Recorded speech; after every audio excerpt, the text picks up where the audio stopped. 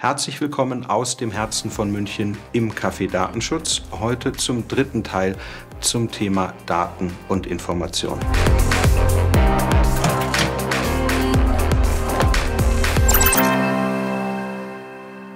In den ersten beiden Beiträgen haben wir uns mit dem juristischen sowie dem physikalischen Umfeld befasst.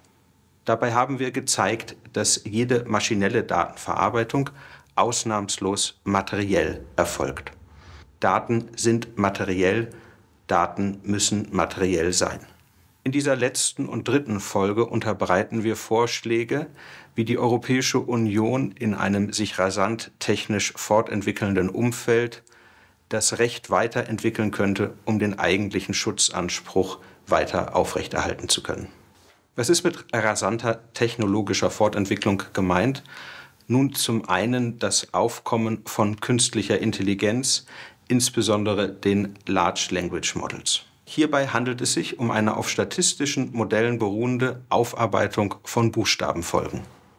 Der Datenschutz oder das Datenschutzrecht tun sich schwer, ihren Regelungsanspruch in Bezug auf diese Large Language Modelle aufrechtzuerhalten. Im Moment greift man noch auf die Vorstellung zurück, dass bereits das Anlernen der Large Language Modelle je nach Datenarten auch dem Datenschutzrecht zu unterziehen sei. Dabei führen bereits der Inhalt der Frage sowie wie man die Frage stellt zu Rückschlüssen auf die Person des Fragenden selbst.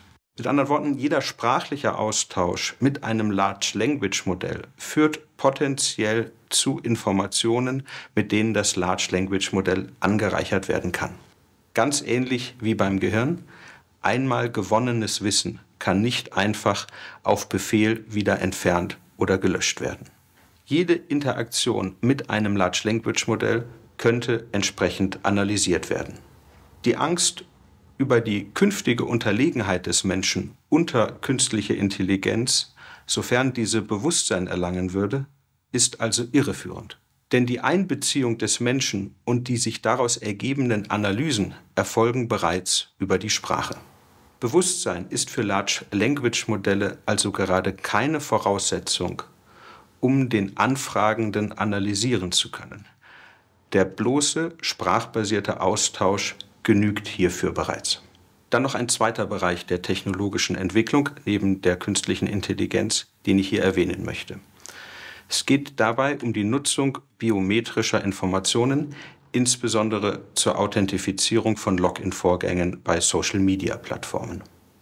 Die Vorteile hinsichtlich der Identifizierung eines Nutzers liegen klar auf der Hand. Klar auf der Hand liegen aber auch die möglichen Nachteile aus Sicht des Datenschutzes. Es könnte mehr als kritisch sein, hier auf identifizierende Merkmale wie beispielsweise einen Iris-Scan zu setzen. Gerade die Iris erlaubt übrigens auch Rückschlüsse auf den Gesundheitszustand einer Person.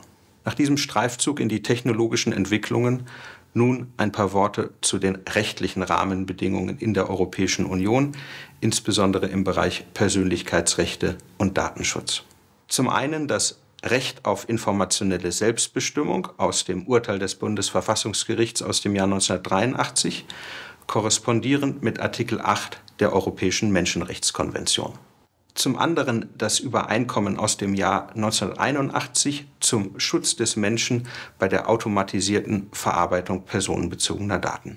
Dann insbesondere für Anwendungen im Bereich künstlicher Intelligenz relevant Artikel 22 der Datenschutzgrundverordnung, der automatisierte Einzelentscheidungen entsprechend einschränkt. Zum Schluss die Charta der Grundrechte der Europäischen Union. Dort ist neben dem Artikel 8, der den Schutz personenbezogener Daten ganz explizit erwähnt, auch relevant Artikel 5.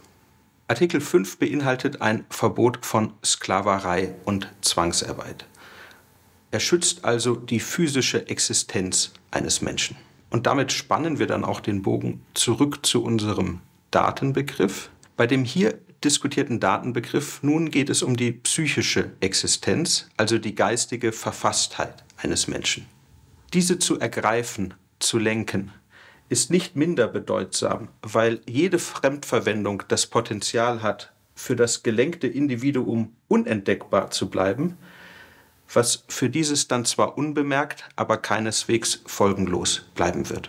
Auch die Beschreibung der geistigen Ausformung eines Menschen kann in fremde Hände geraten und damit leicht unter die Kontrolle der falschen Kräfte gelangen.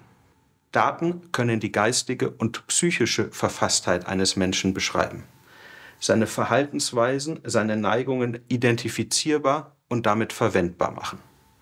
Es können Kenntnisse über eine Person erhoben werden, die zur Steuerung und zur unbewussten Lenkung des Menschen verwendet werden können, ohne dass dies der betroffenen Person bewusst sein muss. Die Bestätigung des Menschen in seiner eigenen, vorab ermittelten Blase ermöglicht eine unbemerkte Übernahme und Lenkung seines Wollens. Dem Verbot der körperlichen Fremdbestimmung aus Artikel 5 der EU-Charta sollte ebenfalls eine Unterbindung der auf das Unterbewusstsein des Menschen zielende, seinen Willen aushebelnde Technik an die Seite gestellt werden. Kommen wir zum Fazit. Wir sprachen von Daten mit einem gemeinsamen Merkmal, allesamt dem Bereich der elektromagnetischen Wechselwirkung, eine der 4 Grundkräfte der Physik, zugehörig zu sein. In diesem Umfeld werden Daten verarbeitet und genutzt.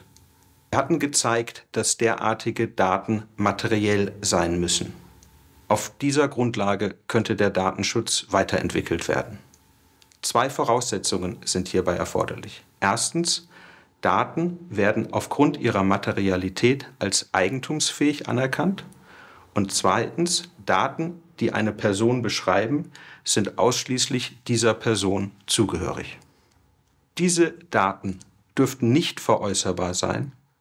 Sie dürften nicht zur Lenkung einer Person eingesetzt werden und Zuwiderhandlungen dagegen sollten strafbar sein.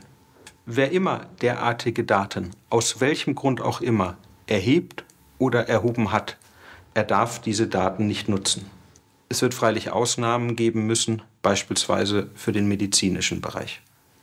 Eine auf das Unterbewusstsein zielende Fremdsteuerung von Individuen, von Menschen, von Bürgern kann entgegengetreten werden, indem man den Kern der personenbeziehbaren Daten der allgemeinen Nutzung entzieht und diese Kerndaten dem jeweiligen Individuum als ein unveräußerliches Eigentum zuerkannt werden und jede Nutzung dieser Daten zur Lenkung der Person unter Strafe stellt. Vielen Dank für Ihre Aufmerksamkeit.